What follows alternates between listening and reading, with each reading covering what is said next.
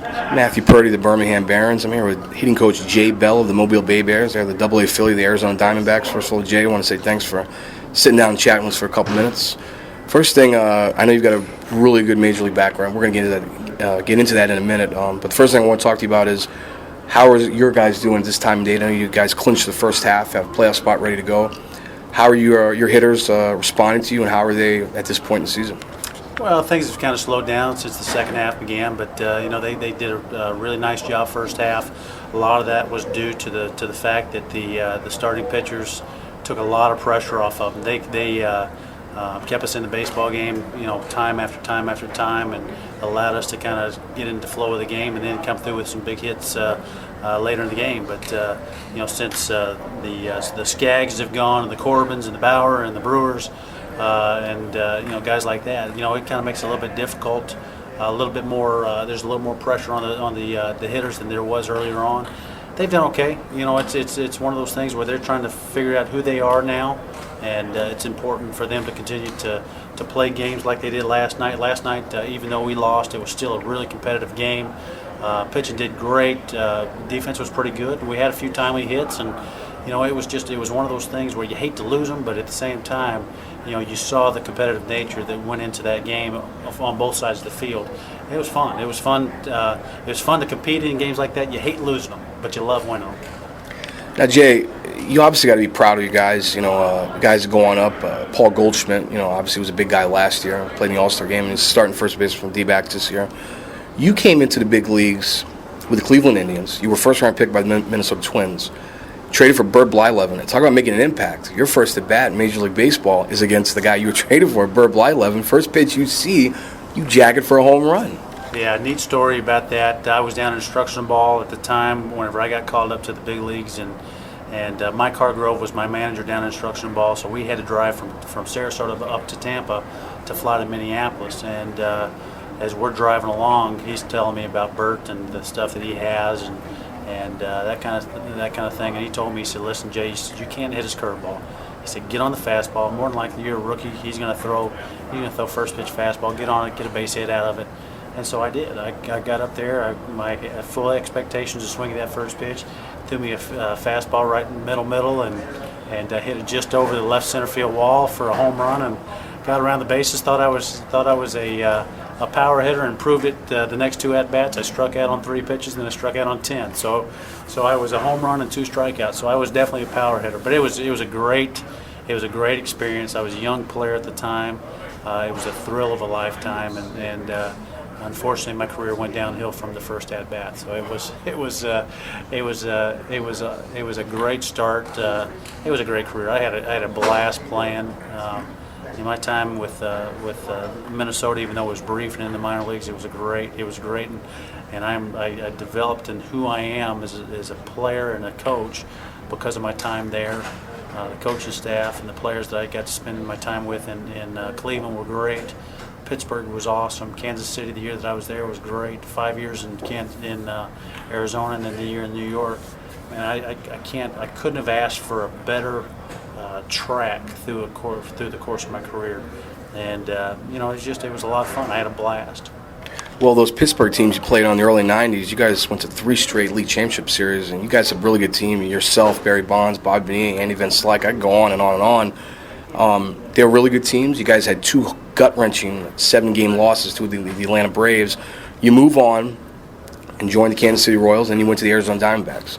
And this is something that, like I said before, I've been waiting to talk to you all year about this.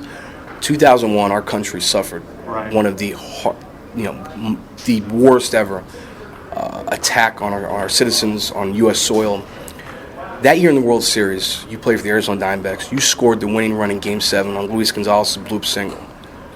I don't care if you were a Yankees fan, a Diamondbacks fan, or not even a baseball fan at all. Everyone's eyes were glued to that television watching that World Series. And it was just for a second, that Game 7 epic win and you scoring the winning run and jumping into Matt Williams' arms, it helped heal the country a little bit and let them forget just for a second about what had happened. How special is that to you, and what does it mean to you? It was really a surreal time in American history as well as Major League Baseball history as well. And so whenever you look at that season, we stopped the season for a week, and so nothing went on. We had a few workouts in between that time, but really it impacted people all over the world. It wasn't just New York City; it was people as far west in the United States as California, and in all the way around the globe. So it was a global incident. And whenever you look at that whole thing, when we got to the World Series, it was an honor to be able to play against the Yankees.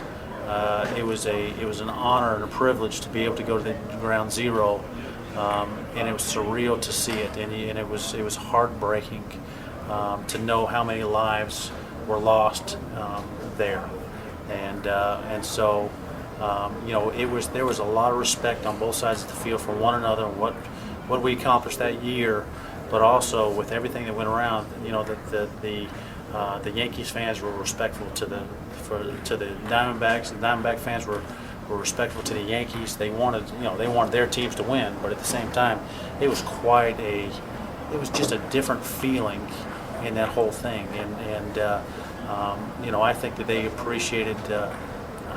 I really believe that everybody appreciated how that World Series was played from two teams that had. I think we were the oldest.